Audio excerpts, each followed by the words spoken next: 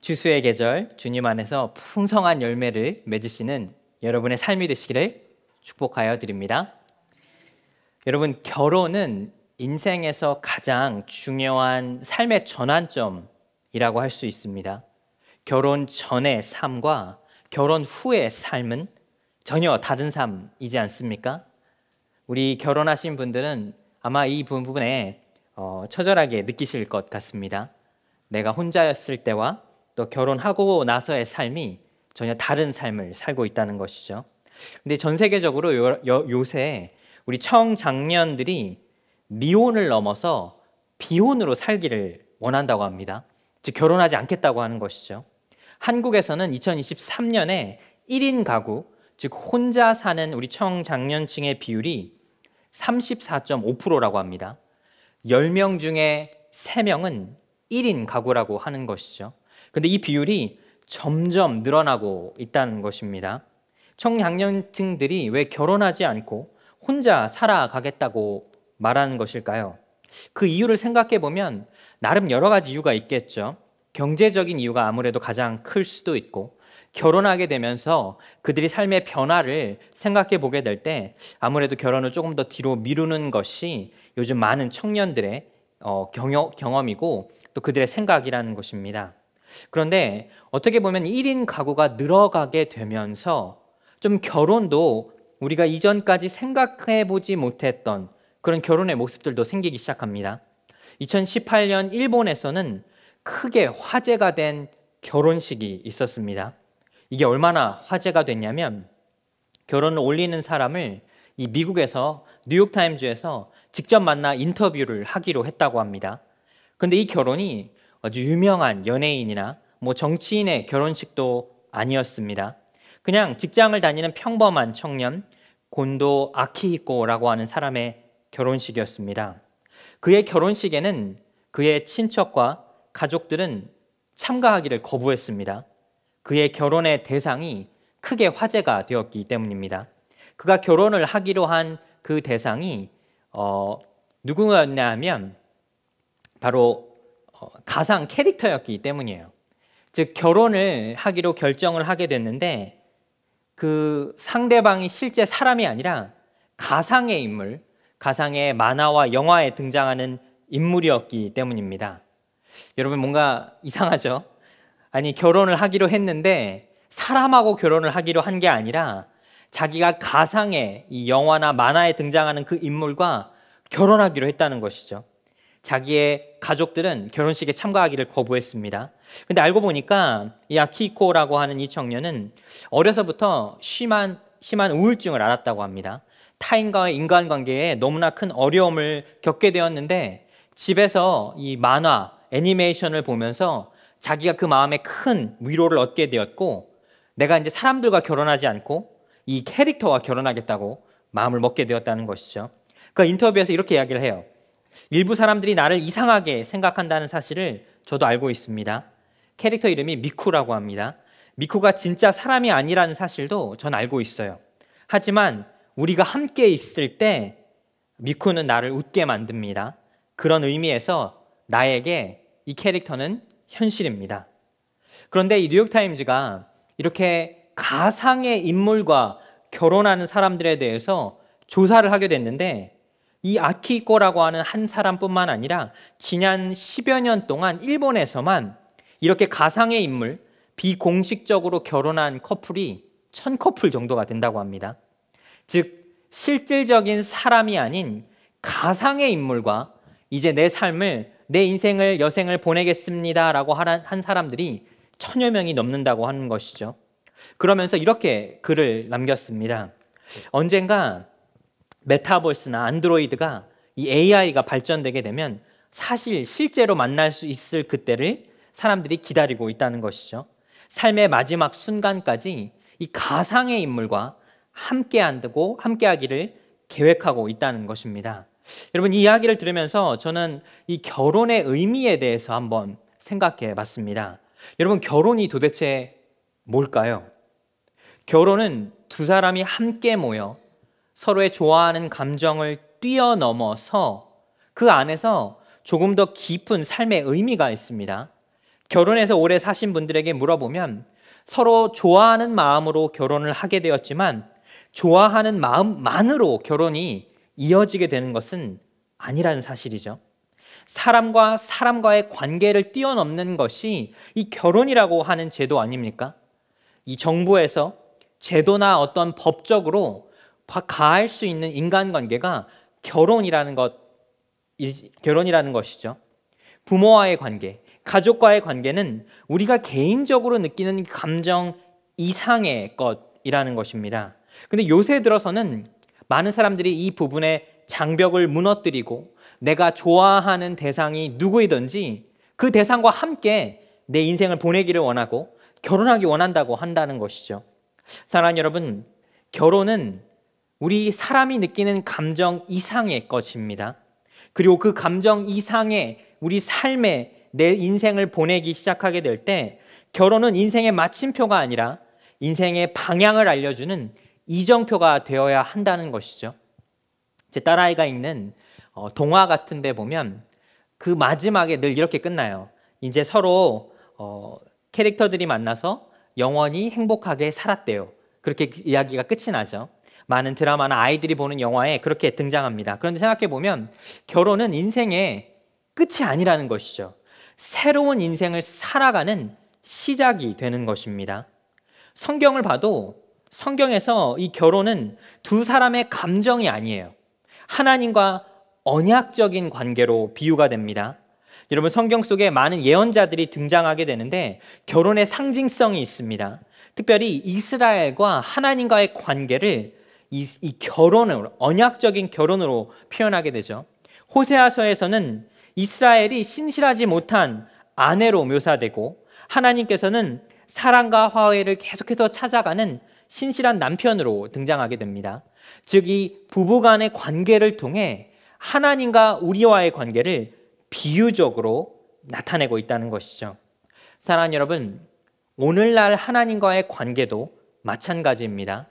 우리가 교회에 오는 이유와 목적은 예수를 믿는 사람들이 교회에 와서 재밌게 시간을 보내고 서로 즐거운 시간을 갖고 각자 돌아가는 것이 아니라 하나님과 우리와의 언약적인 관계를 서로 이해하며 그 언약 속에서 맺어진 이 관계의 특별함을 다시 한번 생각해보고 그 의미를 우리 서로 공유하게 되는 것이 교회와 언약의 관계라는 것이죠. 그래서 예수님의 첫 번째 이 땅에서의 여러분 이적이 뭐였는지 혹시 기억하십니까?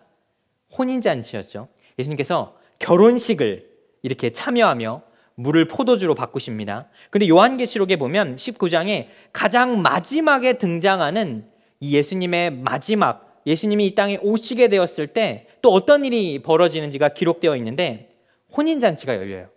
즉 예수님의 사역의 시작과 끝은 우리와의 하나님과의 무너진 이 언약적인 관계를 회복하는 것인데 우리 모두는 예수 그리스도를 신실하게 기다리는 그 부부의 관계, 신부와도 같고 우리는 신랑이신 예수님을 기다리는 교회의 모습이 되어야 한다는 것입니다.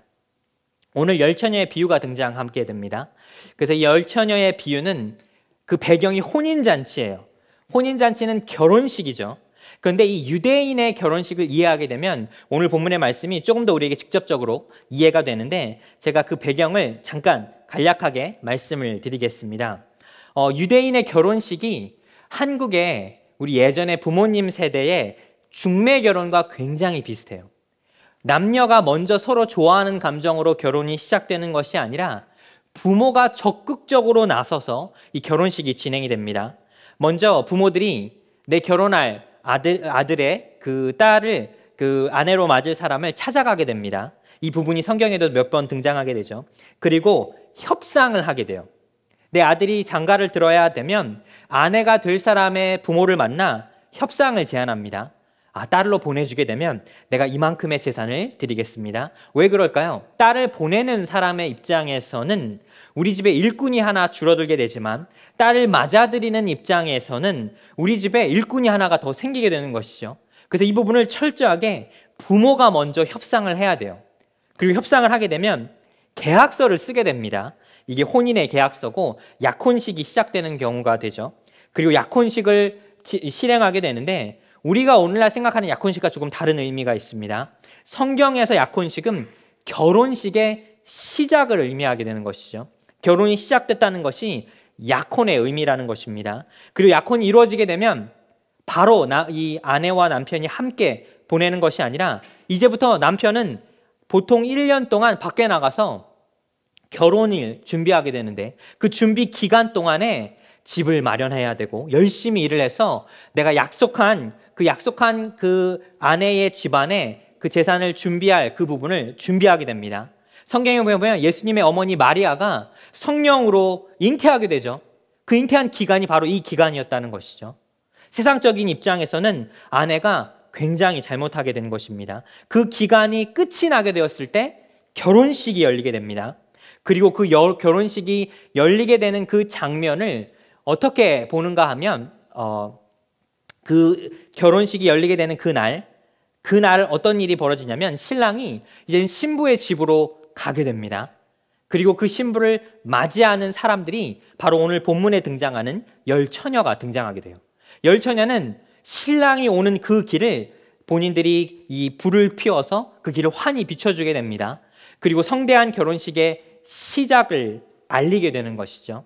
오늘 본문에 등장하는 이 열처녀는 결혼식에 결혼하는 처녀들이 아니라 바로 신부를 돋보이게 해주며 오는 신랑의 길을 환히 비춰주게 되는 들러리의 역할이라는 것이죠. 그래서 이 열처녀의 비유에는 특별한 의미가 있습니다. 바로 결혼식, 혼인이라고 하는 그 혼인을 잘 이루어주게 해주는 그 성도의 모습과 오늘날 교회의 모습이라는 것이죠. 사랑하는 여러분, 우리 모두는 바로 장차 이루어질 혼인잔치를 준비하는 이 들러리와 같은 그런 마음으로 기다려야 한다는 것입니다. 그래서 오늘 이 본문의 말씀을 통해 우리도 혼인잔치에 즐거운 마음으로 참여할 수 있게 되는 기쁨을 누리게 되시는 여러분 되기를 축복하여 드립니다. 그래서 열처녀의 비유에 첫 번째 또 굉장히 특별한 몇 가지의 특징이 있는데 우리 오늘 본문의 말씀 25장 5절의 말씀 같이 한번 읽어볼까요? 신랑이 더디 오므로 다 졸며 잘세. 아멘. 이제 신랑이 이제 오게 되는데 사실 언제 오는지 알 수가 없어요. 보통은 오늘날로 치면 뭐 전화를 하거나 급하게 연락하면 이때쯤 도착할게 라고 하면 그 시간에 맞춰서 이 결혼식이 이루어지게 되면 되는데 당시에는 그런 게 없었죠. 그리고 유대인의 전통의 결혼식은 밤에 이루어지게 됩니다. 밤에 이 처녀들이 기다리게 되는데 시간이 어느 정도 지나게 되었는데 이 신랑이 더디 오게 됩니다. 그리고 그 순간 이들이 기다리지 못해 이제 졸미게 되게 되는 것이죠. 근데 이 모습을 한번 생각해 보면 여러분 우리 인생의 모습도 뭔가 기다리게 되는 그 때가 있지 않습니까? 내가 어떻게 이루기 위한 목표가 더디 오게 느껴지는 때, 뭔가 노력하게 되고 이루기를 원하는데 빨리 이루어지지 않은 그때, 바로 이 열처녀의 모습과 우리의 모습이 비슷하다는 것이죠. 근데 여기서 다 졸며 잘세라고 했습니다. 여러분, 우리가 누구이든지 어떤 사회적 위치를 가지고 있든지 재산이 많던지 적던지 우리 모두는 이 땅에서 무언가 기다리며 살아갈 수밖에 없어요. 기다리지 않는 인생은 없다는 것이죠. 여러분 무엇을 기다리고 계십니까? 자녀의 결혼, 인생의 성공, 혹은 은퇴, 혹은 졸업. 우리는 모든 삶의 여정 속에 기다리며 살아가게 되는데 기다리며 우리 졸 수 있어요. 뭐 졸리면 졸 수도 있죠. 잠깐 넘어질 수도 있고 또 잠깐 한눈을 팔 수도 있지만 여기서 한 가지 분명한 것이 있는데 더디 온다라고 했습니다. 여러분 더디 온다라는 표현 한번 생각해 보면 늦게 오게 느껴지는 것이죠. 이거는 철저하게 기다리는 사람의 입장 아닙니까? 내가 기다리는 사람이라면 왜 이렇게 빨리 안 와? 언제 오는 거지?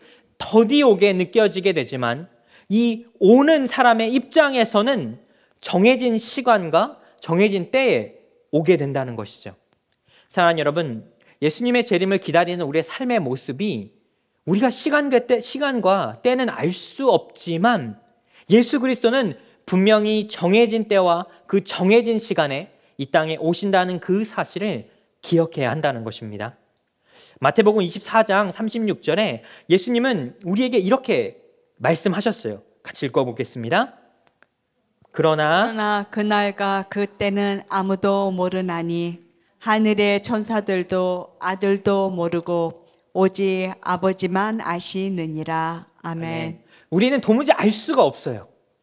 여러분, 그냥 언제 오실지, 예수님께서 과연 나의 삶에 함께 해 주실지 기다리는 그 기다림 속에 우리는 언제 올까 마음을 늘 졸이면서 살아가는 것이 아니라, 우리가 기다림 속에 언제 오실지 모르지만 우리의 삶을 지켜내는 것이 더 중요하다는 것이죠.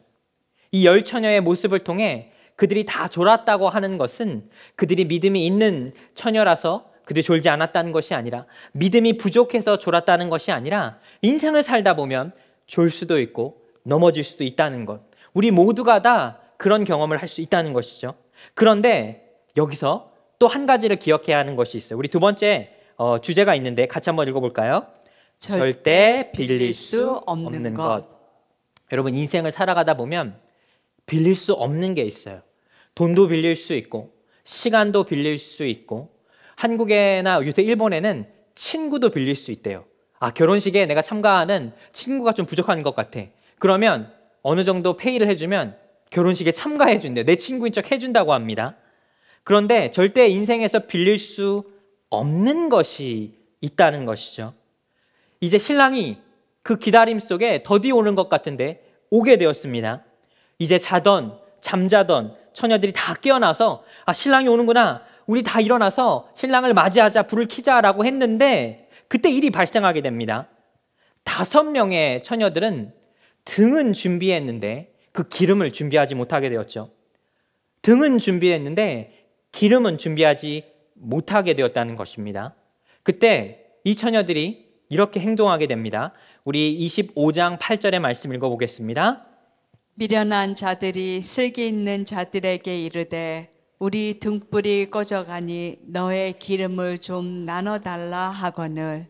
아멘. 아멘. 신랑이 더디 오게 되자 여유분의 기름을 준비하지 못하게 됐던 것이죠. 여러분, 이거 잘 생각해 보셔야 돼요.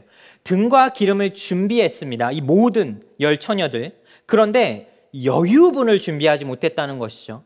언제 신랑이 올지 모르는 상황 속에서 내 등에 이 등불은 점점 불타고 있고 이 기름이 다 달아가고 있는데 5명의 슬기로운 처녀들은 여유분을 준비했지만 어리석은 5명의 처녀들은 여유분을 준비하지 못하게 되었다는 것이죠. 여기서 등과 기름의 상징이 있습니다. 그래서 여러 가지 모습으로 많은 신학자들과 목사님들이 해석을 하게 됩니다. 이 기름은 우리의 신앙, 믿음이 아닐까? 마틴 루터는 성령이라고 해석하기도 했습니다. 즉 우리가 겉모습은 이 등불은 가지고 있는데 이 기름은 성령이자 우리의 믿음의 모습이 아닐까? 그 성령이자 믿음의 모습을 준비하지 못하게 되었을 때 우리는 남에게서 그런 것들을 빌리지 못하게 되었다는 것이죠. 여러 가지 모습으로 해석될 수 있는데 한 가지 분명한 것이 있습니다. 우리가 신앙의 삶을 살아가면서 교회에 오면서 신앙이 있는 척, 믿음이 있는 척 얼마든지 우리의 겉모습은 준비하고 겉모습은 다른 사람들에게 보여줄 수 있는데 절대 빌릴 수 없는 것이 있다는 것이죠. 그 빌릴 수 없는 것이 오늘 본문의 핵심이라는 사실입니다. 이 디모데후서 3장 5절에 이렇게 이야기를 해요. 우리 이 부분의 말씀 같이 한번 읽어볼까요? 경건의 모양은 있으나 경건의 능력은 부인하니 이 같은 자들에게서 내가 돌아서라. 아멘. 이 디모데가 이 사도 바울을 통해서 말하고 있는 것은 경건의 모양은 있으나 경건의 능력이 없다고 하는 것이죠. 즉 겉모습으로 봤을 때는 신실한 사람인 것 같고 겉모습으로 봤을 때는 믿음이 있는 사람인 것 같은데 그 내박을 들여봤을 때, 그 안에 들어봤을 때는 아무것도 없다는 것이죠. 사랑하는 여러분, 빌릴 수 있는 것과 빌릴 수 없는 것이 분명하다는 것이죠. 믿음이 있는 사람들은 교회에 나오는 모든 분들이 다 믿음이 있는 것 같아요. 이 자리에 앉아있는 여러분 모두, 저를 포함한 우리 모두가 다 사실 기도하고 말씀을 읽고 믿음이 있는 것 같지 않습니까? 인생의 순풍이 불게 될 때 우리 모두가 다 신앙의 자리를 지키는 것 너무나 쉬운 것 같아요. 근데 인생의 폭풍우가 몰아칠 때, 비바람이 내리기 시작할 때, 이제 눈과 비가 쏟아지기 시작했을 때 과연 나에게 내가 이 믿음의 자리를 지켜낼 만한 믿음의 여유분이 있느냐는 것입니다. 슬기로운 처녀들은 준비했지만 이 슬기롭지 못한 어리석은 처녀들은 그만 준비하지 못하게 되었다는 것이죠. 그래서 마태복음 25장 9절에 보면 이렇게 부탁하게 돼요. 우리와 너희가 쓰기에 다 부족할까 하노니 차라리 파는 자들에게 가서 너희 쓸 것을 사라 하니, 가서 좀 직접 돈을 주고 사라는 것이죠. 빌릴 수 없으니까 본인이 직접 가서 얻어내야 한다는 것이죠. 이제 신랑은 오게 되었고 그 신랑이 오는 길을 밝히 비춰줘야 하는데 당장의 그 어려움을 해결할 수 없으니까 그들이 나가서 기름을 사게 됩니다.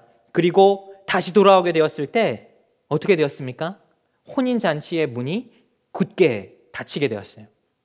그러면서 마지막으로 우리 예수님께서 말씀하시는 이 비유의 핵심인데 같이 읽어보겠습니다. 깨어 있으라. 여러분, 근데 말씀이 좀 이상하지 않습니까? 분명히 10처녀 다 자고 있었잖아요. 그리고 우리 다 자고 있던 처녀들이 깨어나서 5명은 여유분이 있었고 5명은 여유분이 없었는데 왜 예수님께서는 깨어 있으라 말씀하셨을까요? 그 이유가 우리에게 굉장히 중요한 사실인데 이 5명의 슬기롭지 못한 처녀들 25장 11절과 12절에 그들이 돌아오게 되었을 때, 이 혼인잔치의 문이 닫히게 되었을 때 이렇게 말을 하게 됩니다. 같이 읽어볼까요? 그 후에 남은 처녀들이 와서 이르되 주여 주여 우리에게 열어주소서.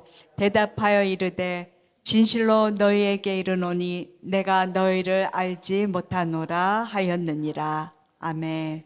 겉모습만 보면 이게 굉장히 예수님께서 너무 냉정하신 것 같아요. 아니, 혼인잔치 금방 문만 열어주면 되는 것 아닙니까? 그런데 이 비유의 핵심은 예수님의 재림에 관한 것이죠. 예수님이 언제 이 땅에 다시 올 것인지, 그리고 교회와 예수 그리스도가 함께 그 믿음으로 하나의 이 언약이 이루어지는 그 순간 문이 닫히게 되었을 때 들어오지 못하게 된다는 것이죠. 근데 이 말씀을 잘 들여다보면 예수님께서 이 마태복음 7장에서 굉장히 비슷한 말씀을 하신 적이 있어요. 이 믿음이 없는 사람들, 예수님의 겉모습은 믿음이 있는 것 같은데 교회에 다니는데 믿음을 지키지 못하는 사람들에게 예수님께서 이런 말씀을 하셨는데, 이 7장 21절 같이 한번 읽어보겠습니다. 나더러 주여 주여 하는 자마다 다 천국에 들어갈 것이 아니요 다만 하늘에 계신 내 아버지의 뜻대로 행하는 자라야 들어가리라. 아멘. 네. 슬기로운 처녀들이 준비하지 못했던 것, 슬기로운 처녀들이 준비했던 것과 이 어리석은 처녀들이 준비하지 못했던 것, 어떻게 보면 이 기름이라고 하는 아주 작은 것 같지만 이 기름이라고 하는 것의 특징과 그 특별한 의미가 있다는 것이죠. 즉 주님께서 말씀하신 깨어 있으라라고 하는 그 말씀은 우리가 육체적으로 졸린 상태에서 깨어 있는 것을 말하는 것이 아니라 영적인 깨어 있음을 말씀하신다는 것이죠. 하나님의 혼인잔치의 문은 닫히게 되고 그 혼인잔치에 참가하지 못하게 되는 자들은 아무리 내가 겉모습으로 교회에 다니고 집사이고 장로이고 목사라고 말하지만 하나님 보시기에 그 모든 것들은 의미가 없다는 그때가 반드시 있다는 사실입니다. 예수님께서 이 비유의 말씀을 25장 13절에 이렇게 말씀하시면서 말씀을 마치게 됩니다. 우리 같이 한번 읽어보겠습니다. 그런즉 깨어 있으라. 너희는 그 날과 그 때를 알지 못하느니라. 아멘. 깨어 있으라. 그 날과 그 때를 알지 못하기 때문이라는 것이죠. 깨어 있으라라고 하는 말씀은 결국 우리 믿음을 지켜내어 매일의 삶을 살아가라는 것입니다. 믿음을 지키면서 졸 수 있습니다. 넘어질 수 있어요. 때로는 화가 날 수도 있고 내 마음이 주님을 기다림 속에 언제 오시는 거야 조바심이 느껴질 수도 있지만 그 날과 그 때를 알지 못하기 때문에 내 믿음의 삶의 자리를 지켜낼 수 있다면, 깨어서 내 믿음을 지켜낼 수 있다면 그 믿음으로 살아가는 그 인생은 결국 혼인잔치에 참여할 수 있지만 주님께서 혼인잔치에 오시게 되었을 때 결국 내 믿음의 자리를 지켜내지 못한 삶의 삶은 그 문이 닫히게 되었을 때 그 혼인잔치에 참여할 수 없게 된다는 것이죠. 사랑하는 여러분, 예수님의 재림의 때가 중요한 것이 아니라 영적으로 깨어있는 그 때가 중요하다는 사실입니다. 여러분은 영적으로 깨어 있으십니까? 요새 보니까 교회가 참 많아요. 교회는 많은데 교회가 없다고 합니다. LA 쪽에 목사님들에게 이런 얘기를 들을 때가 있어요. LA 쪽에는 목사님들이 그렇게 많대요. 그래서 공식적, 비공식적으로 목사님들의 숫자가 한 1000여 명이 넘는다고 합니다. 목사님들은 많은데 교회가 없대요. 너무나 어떻게 보면 이상한 게 성도들이 더 없어요. 어떻게 보면 말씀을 전하는 자는 있는데 말씀을 듣는 자는 없는 세대를 살아가고 있다는 것이죠. 성경은 있는데 말씀이 없는 때, 또 믿음을 지키는 사람들은 많은 것 같은데 믿음의 자리를 지키는 자들이 없는 시대, 바로 그 시대를 우리가 살아가고 있다는 사실입니다. 여러분은 슬기로운 처녀들과 같이 내 믿음의 여유분을 준비하여서 인생의 폭풍우가 몰아칠 때 그 여유분의, 이 믿음의 여유분을 지켜낼 수 있으시겠습니까? 아니면 지금 하루하루 살아가는 것도 너무나 바쁘고 여유가 없어서 인생의 작은 바람만 불어도 그 자리를 금방 박차고 뛰어나가는 시겠습니까? 우리는 인생의 슬기로운 처녀들과 같이 믿음의 여유분을 지켜낼 수 있어야 하겠습니다. 예수 그리스도가 이 땅에 오실 그때에 그 혼인잔치를 기쁨으로 맞이하실 수 있는 여러분과 또 제가 되기를 간절히 축복하여 드립니다. 기도하겠습니다.